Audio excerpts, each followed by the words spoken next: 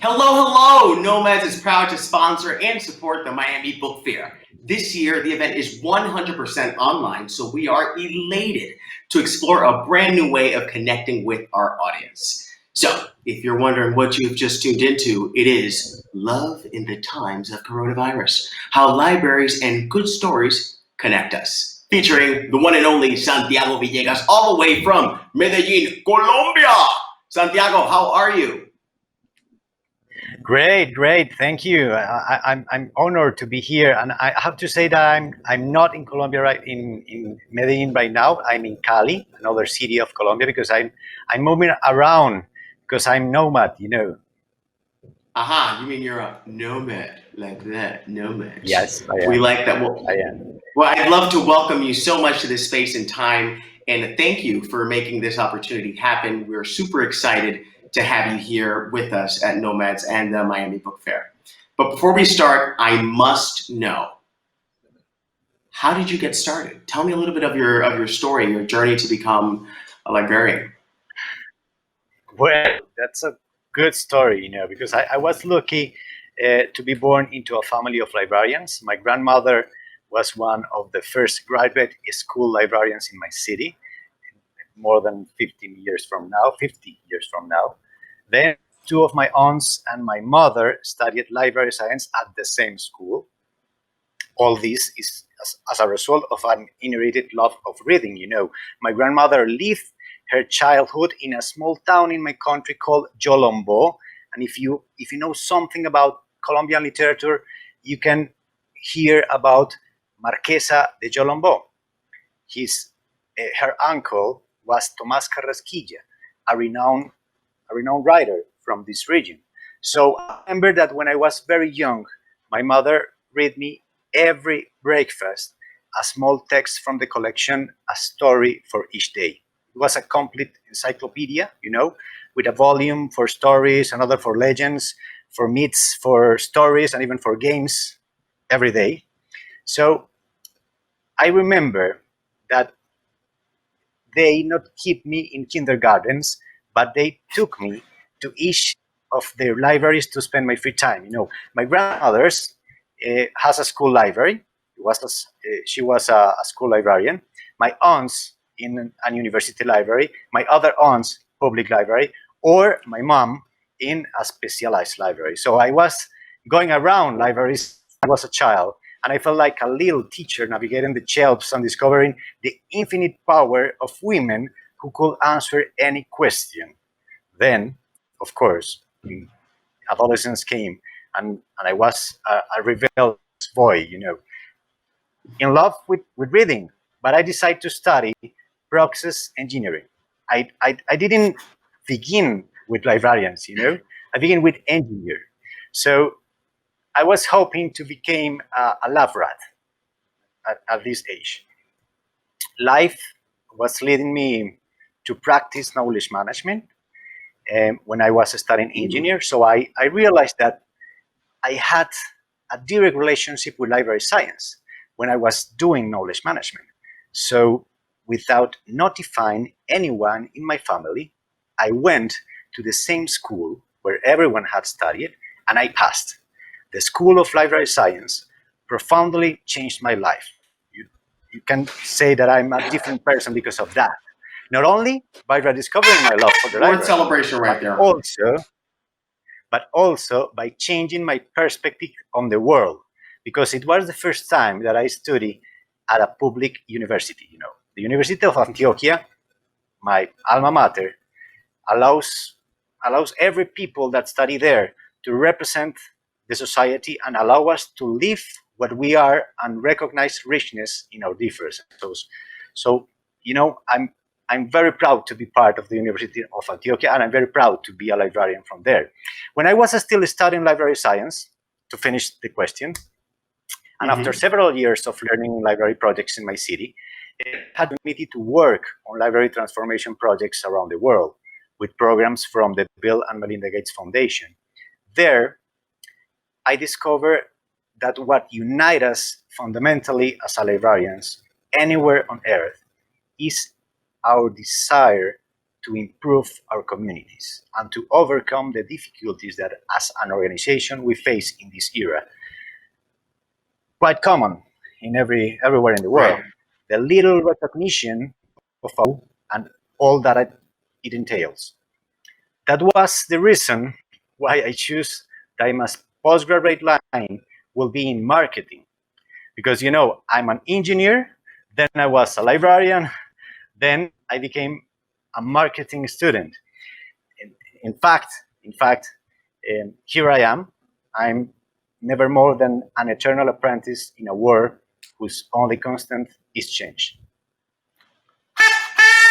Kudos to change. Kudos to your trajectory. I think it's actually, quite impressive to hear your journey, from how you started from, when your grandparents would bring you to the library to carving the path to your own career as an engineer, and nowadays being a student of life, studying marketing and kind of combining all of those interests to foray a new path for people to follow. So I think it's actually quite impressive to be speaking with someone with your knowledge base. Of course, that's great to hear that from you, because my father sometimes told me, okay, you're very lost in your life. You're study first engineer, then you start a librarianship, and then you are studying marketing.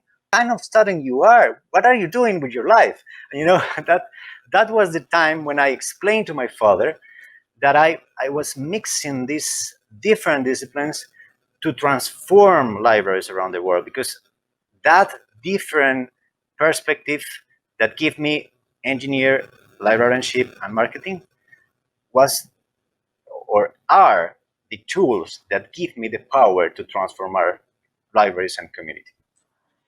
And I think that actually is a wonderful segue into our next point, which is about transformation, which is about reaching people, and something that I think that you are uniquely equipped to speak about, which is, how important is it nowadays for libraries to correspond with their readers and patrons? I understand that you have a unique trajectory, which can give us insight on many levels, whether it be, knowledge management, your approach with marketing, and your insight as a librarian. So at this point in time, with everything that's happening, the concrete question is, how important is it for libraries to correspond with their patrons? Well, there's a general misconception of marketing, and this is especially strong in the world of libraries, because we associate marketing with communication or advertising, and this is just one of the 7 key components or 7 P's of today's marketing mix. There was 4 at the beginning of the marketing: product, place, price, and promotion. And that promotion was the communication part. That was the traditional 4, but right now we have processes, physical evidence, and people. These are 3 news piece in the marketing. So 7 in total. Communication is only a part of that. So when we're talking about users, patrons, or our humans, as I prefer to call them, humans are the center of the library. Because human is when you're talking about human, you're not only talking about your users, you're talking about your community and your librarians. These are, every one of them are your humans, and of course, these humans are part of your library, are the center, your reason for being. They are who allow us to be what we are. We, the libraries, are hubs for social transformation, so we need the humans. That said, the library has an explicit duty to be with the user, with the humans. The human must have part in the conceptualization, in the design, in the communication, in the delivery, and of course, in the evaluation of any library service. We must have a communication strategy to attract new humans, but this attraction should not be done on the basis of publicizing the library, but with the purpose of generating a sense of ownership, of making them part of it.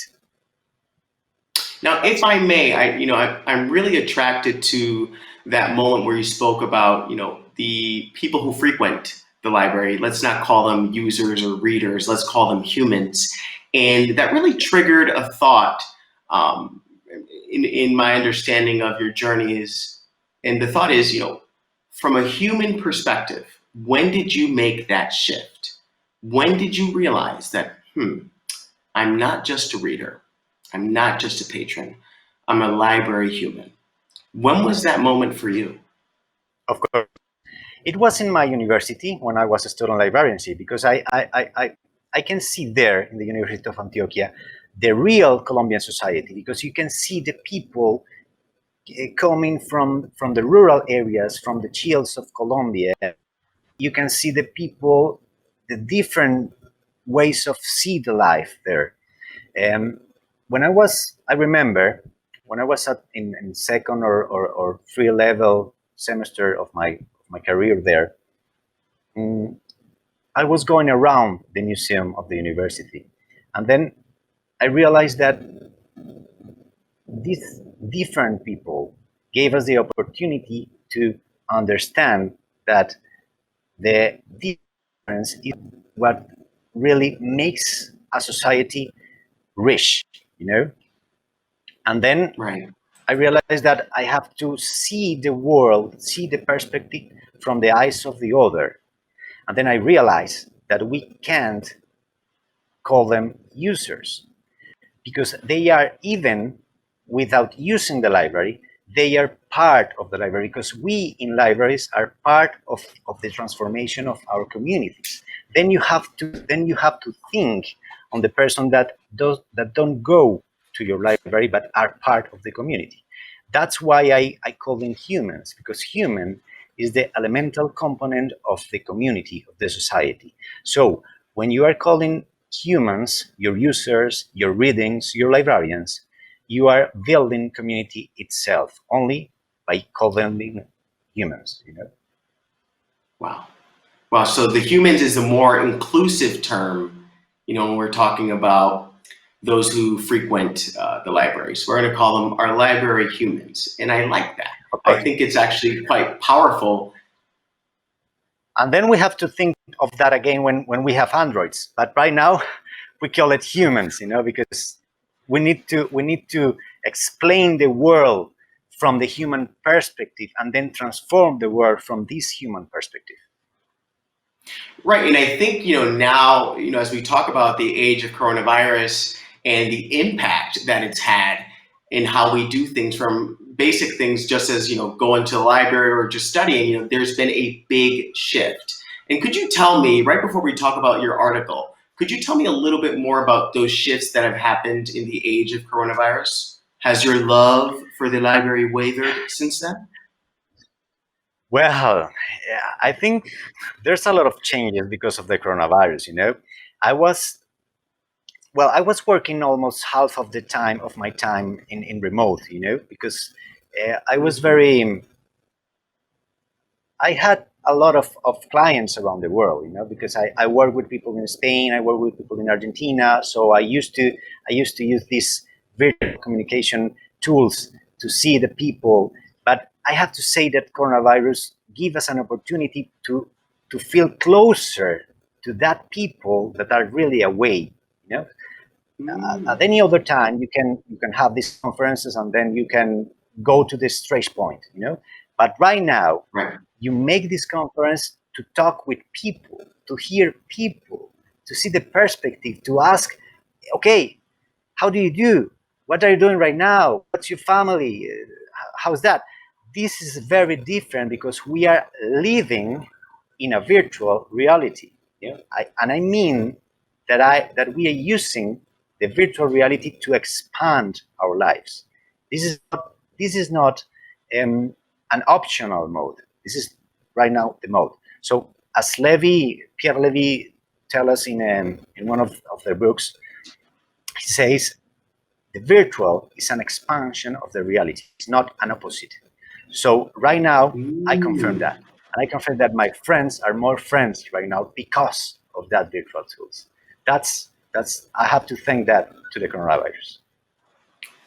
Well, I think this is an opportunity for many of us to reconsider our relationship, with the library, how we access, and also the connectedness that we have with its services, and as you said, its people. Because from a human perspective, the time that we're living in has given us an opportunity to reconnect, reevaluate, and rethink how we move forward with our relationship with these wonderful spaces. And speaking about that, and speaking about tips, you recently wrote an article for Nomads, and you gave us 3 tips on how to improve our connectedness with library humans. So if you could share those 3 tips with our viewers, I think we'd be elated. Well, of course, it was 16 tips, 16 actions. In fact, it was really 16. big article, But I can tell you many more if I want. Let me go through 5 or 6 maybe, and then I focus on 2 Absolutely. essentials right now in this new normal. I think the 5 essentials right now maybe are: focus on the humans, as I explained you. Recognize the identity of your community, because you are in a community. Find your purpose, find your why.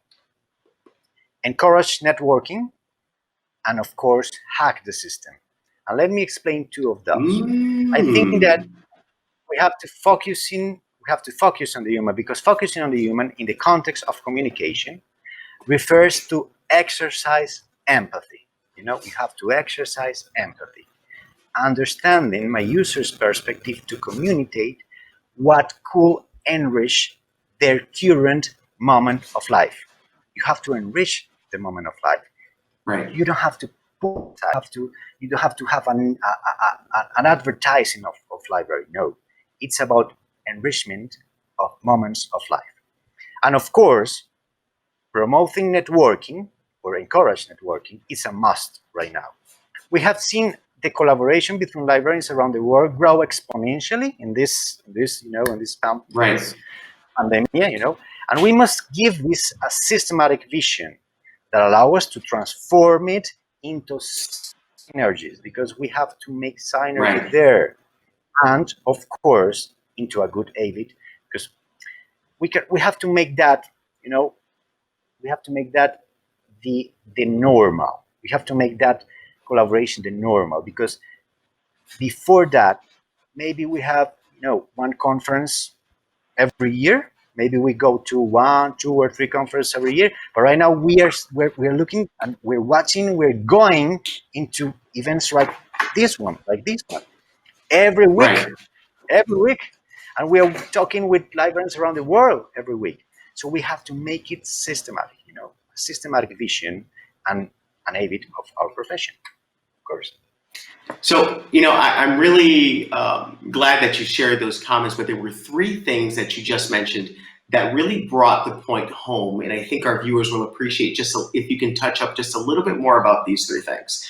You had mentioned the value of empathy, networking as something that is synergistic or that brings great synergy, and collaboration as the norm. And what I want us to focus on is the fatigue. Right now, everything's online. So having empathy is key. Networking is key. Collaborating is key. How can we do that naturally? Well, that's you have to exercise.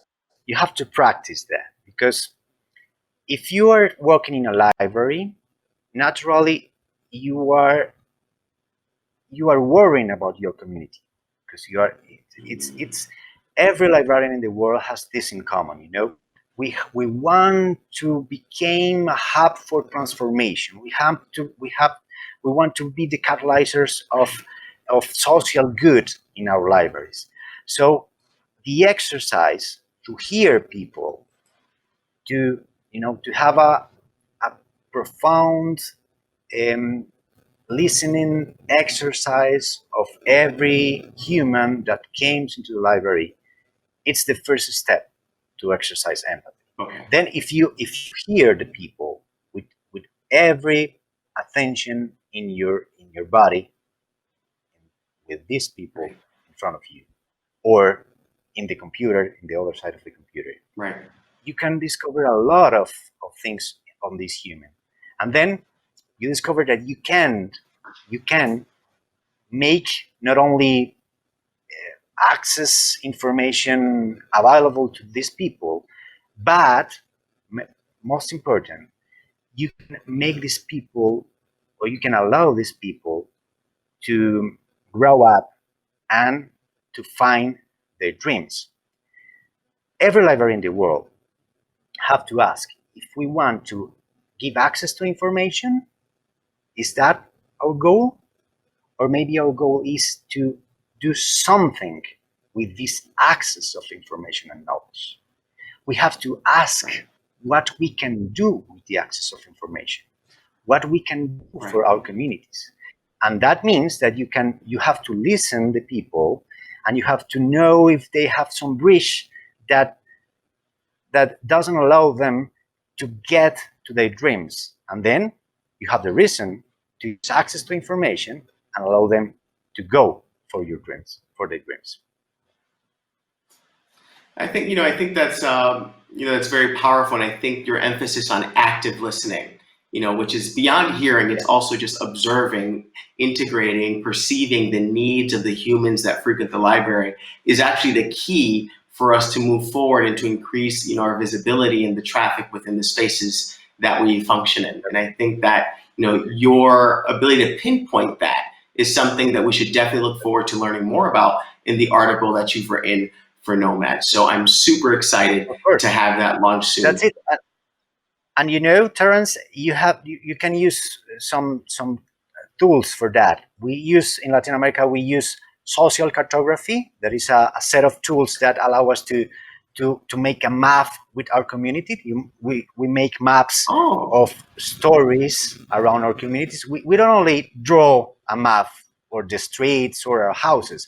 Right. We draw a map for our stories, our memories, our past, our pictures. Then we put it into a map, and then we make this a good excuse to hear, to listen the others on the community, because we make these group conversations around this map, and then we rethink, we reevaluate the territory around the community because of that. Making social cartography is one of the tools that we can use to this active listening that you call.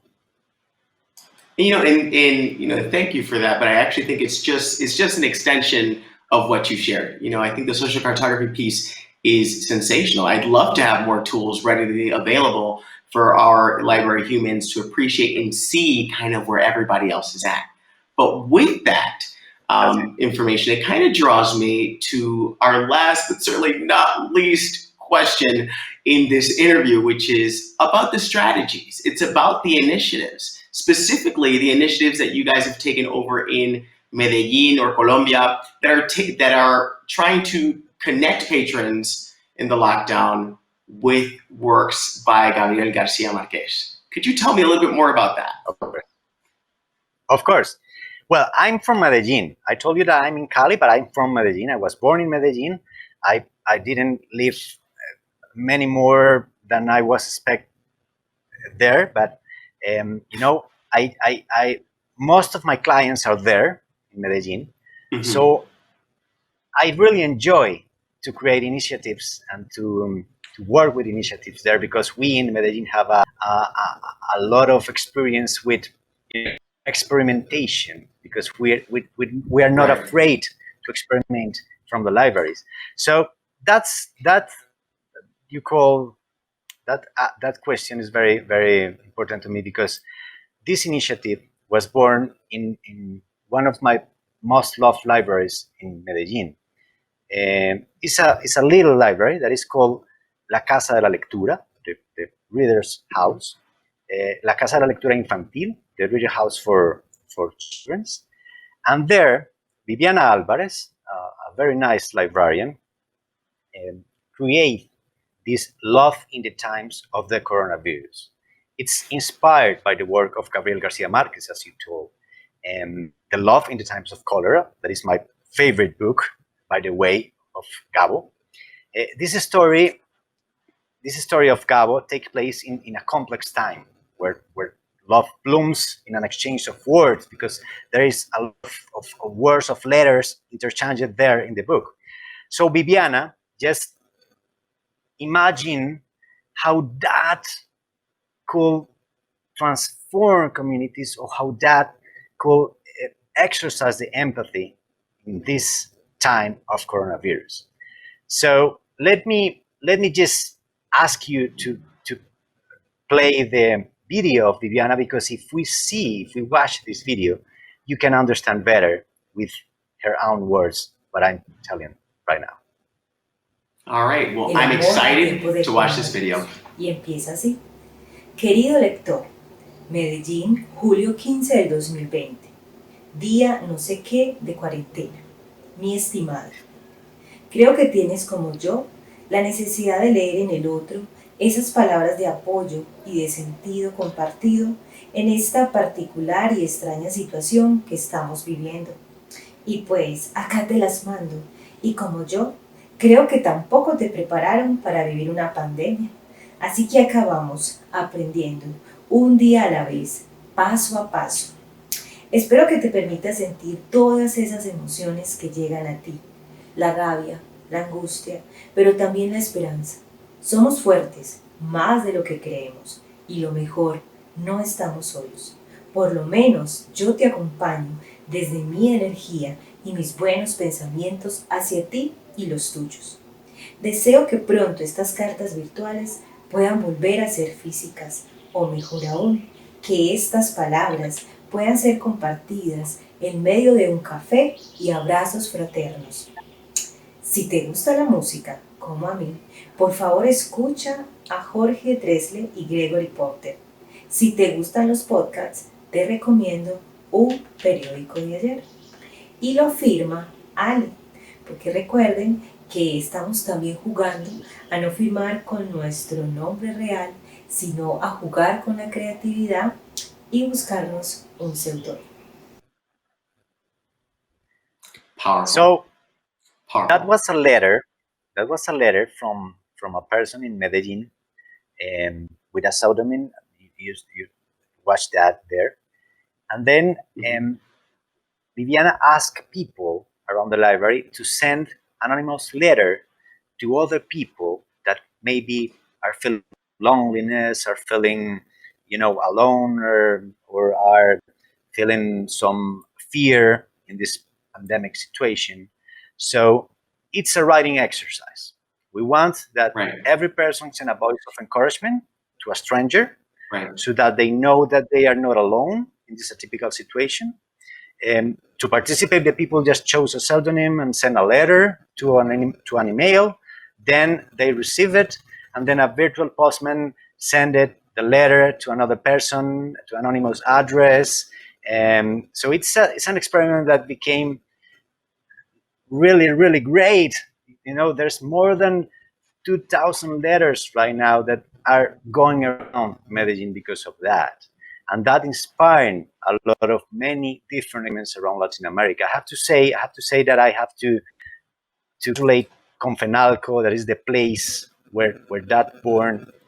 Confenalco is a private institution that have public libraries in Medellin and in Antioquia.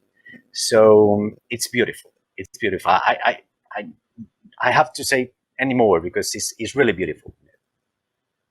So if I wanted to, let's say, experiment right now, could you tell me if I'm doing it correctly? I'm going to try to write it's not so much anonymous, but I'm going to try to see if this would be kind of a way to participate. If I were to say, Dear library humans, I know that these times are rough, and that perhaps you cannot walk through those doors that you find glory through.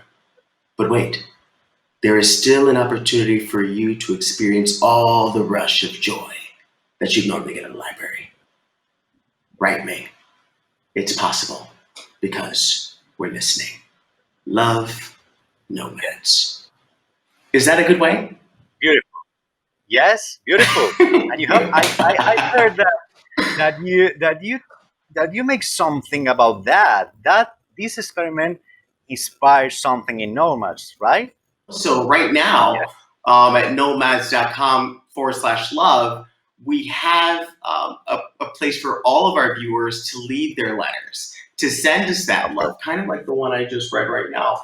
And it stems from it stems from your initiative in Colombia. We want to replicate that, and I think that Nomads offers this wonderful venue for us to do that. And again, if you have a love letter, you can send it to nomads.com/love/. And that's been directly inspired by you, Santiago. Of course, and we can make a letter from around the world, anywhere, right now, because I want to send a love letter from now to librarians around the world. Can I do that? Of course, just remember. You got to do it. Remember that marketing thing you were talking about? nomads.com/love/. That's it. If you write your letter there, we're definitely going to receive it. And we'd love to have a space to share it, and to create community. Because as you were saying, it's about creating community. It's about sharing those stories and those experiences. And it's something that you started in Colombia, and it's something that we want to replicate and create waves throughout the world. Of course. And I will write a letter. I will write a letter, and then I have to say that we have to replicate more stories, because one of the things that we have to learn in libraries is to replicate the good and to tell more about the bad things that we do and what others can learn from our bad, because absolutely. We have to speak more. We have to speak about that too. Say that again, because I think it was motive for celebration. Replicate the what?